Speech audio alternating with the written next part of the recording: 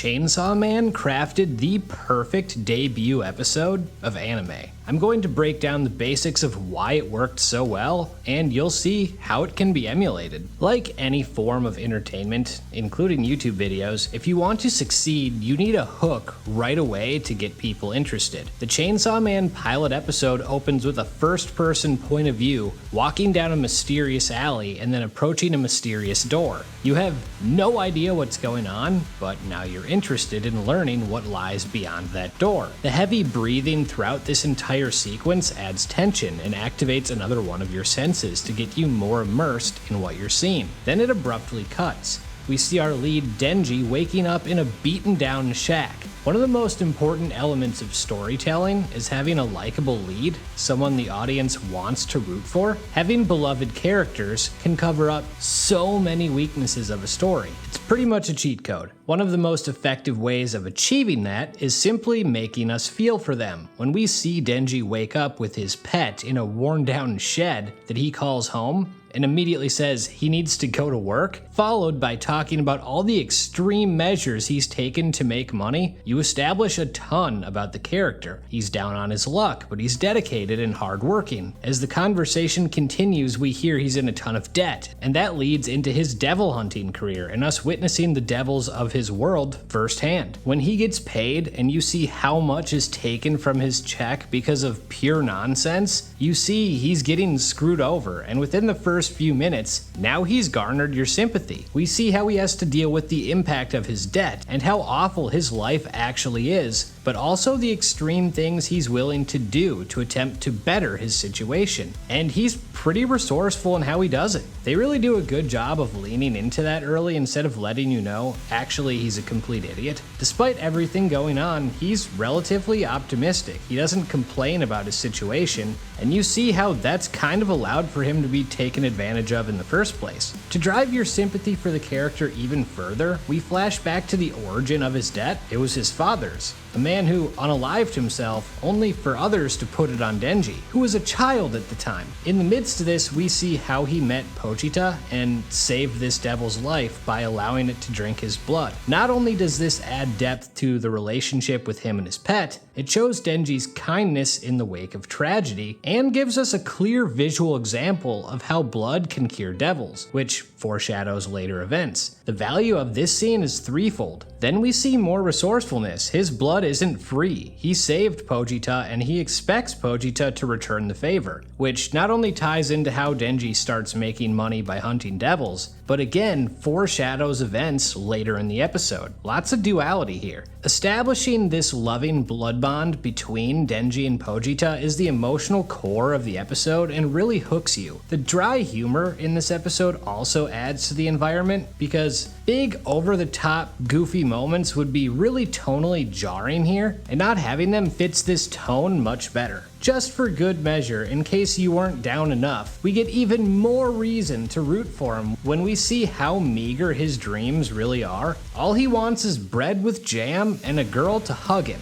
It's sad, but wholesome. If they went out of their way to do what they do with him later, showing he's a big perv, it wouldn't have worked nearly as well here. Sometimes restricting information early on is necessary. His backstory gets more tragic as he coughs up blood and tells us it's a genetic condition that cost him his mom. This dude's life is a living hell, and he's still trying to do everything he can to move forward. How can you not empathize with the guy? Of course, because nothing good can happen to him, Denji has to get up in the middle of the night and follows his boss into an abandoned warehouse to do a job. Despite his years of service and loyalty, he's betrayed, simply because the old man looks down on him. The old man has made a deal with the zombie devil. The betrayal itself isn't surprising, but it does get you more invested, and what happens next does catch you off guard. The zombie devil takes control and then butchers not only Denji, but Pochita, and it's not a quick scene. Even dreaming of having a normal life was too much. It's brutal and really sad. layer after layer keeps adding to the sympathy you feel for him. But don't worry, they've got one last twist of the knife coming. Pochita flashes back to a memory with Denji, and we see that kindness again. Denji says if he dies, he wants Pochita to take over his body so he can live out his dreams. He even says to wait until he's been buried so that Pochita won't have to constantly look over his shoulder and can simply live freely. It's building up to a truly honorable sacrifice from Denji, only for Pochita to decide it's time to honor his contract. Pochita tells Denji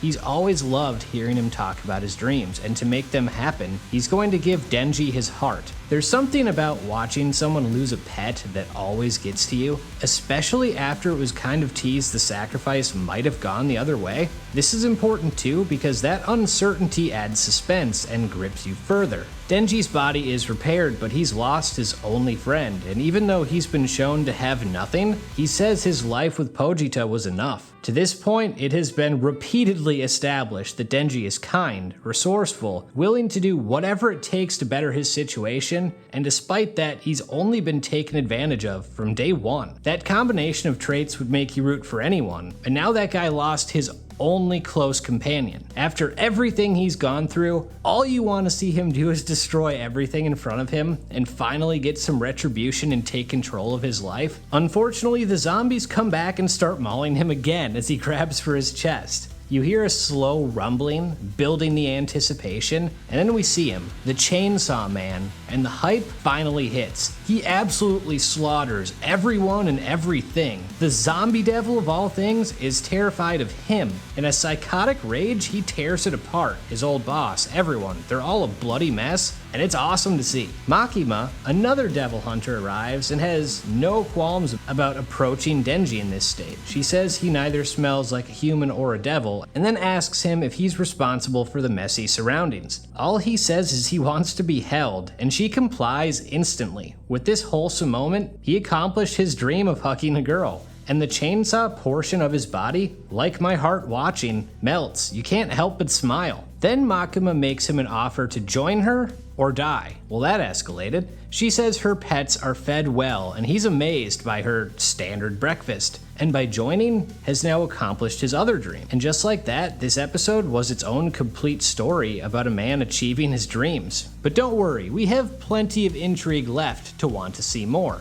We are firmly behind Denji at this point. Makima called him her pet. Why? What's her deal? What is the door from the beginning? Is the chainsaw form a separate psychotic form? How has that or will that change him? Despite getting a complete and fulfilling story, we have tons of questions we want answers to. From the mysterious beginning, to the building of sympathy, to the epic vengeance, the story is so well written, and it's a format that anyone could replicate. That's how Chainsaw Man crafted the perfect debut. With that, I'm out.